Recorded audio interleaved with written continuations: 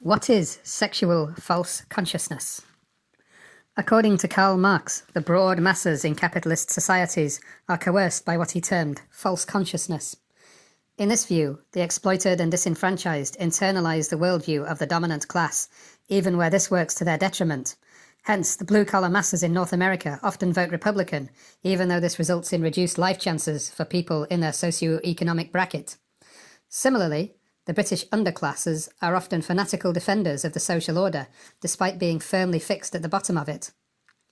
Neo-Marxists such as Antonio Gramsci claim that the complex mass media in Western societies are largely responsible for maintaining false consciousness among the masses. While some researchers have questioned whether false consciousness really exists, I believe it is alive and well. It has just transformed into something else in the post-marriage era, namely, sexual false consciousness. While disenfranchised men have a relatively clear grasp of their economic situation, they now suffer from sexual self-delusion. And this is a logical progression, in that status in Western countries is now expressed sexually rather than economically. This change has shifted the locus of false consciousness from the economic to the sexual sphere, since the sexual sphere is now more important. Indeed, as the British writer Colin Wilson avers, the sexually disenfranchised are the new underclass, whatever their economic situation. Hence, an incel doctor has lower status than a tattooed thug in a housing project if the thug is enjoying a surfeit of sex. As we all know, the Anglo-American world is a dating nightmare for men. More than half of all American women are obese. Most women over 35 are past it from a sexual standpoint, and a few attractive women are entitled, unpleasant, and only interested in thugs on death row.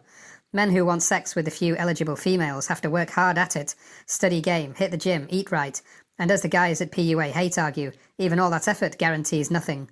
So, aside from fucking whores and pursuing foreign women, the sexual options for the average Anglo-American male are, basically, dire. For a start, there are too few eligible women, and the eligible women that do exist generally hate men who aren't exciting, i.e., tattooed psychopathic thugs or wealthy celebrities. Despite this gritty reality, most Anglo-American men seem to live in a world of endless sexual bounty, having sex with teenage models every few days, at least according to themselves. Even old, ugly men with menial jobs claim to be doing this in the face of all rational evidence. That is sexual false consciousness, in a nutshell, rampant self-deceit about one's sexual chances, options and achievements. Men suffering from this malady are fairly ubiquitous in the Anglosphere.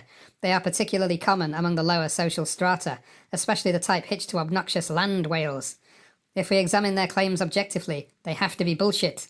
Otherwise, the Anglosphere's tiny minority of beautiful women would be having sex with thousands of men every day. False consciousness has a purpose. It deludes the masses into thinking they are living in mansions, not hovels, that they are driving Maseratis, not Volkswagens. Similarly, sexual false consciousness deludes men married to post-prime blimps that they are having sex with 18-year-old models. Or it deludes hardcore incels that such escapades are a serious possibility. And so such men stumble on through lives devoid of all sexual prospect, keeping corporate capitalism ticking over as workers and consumers.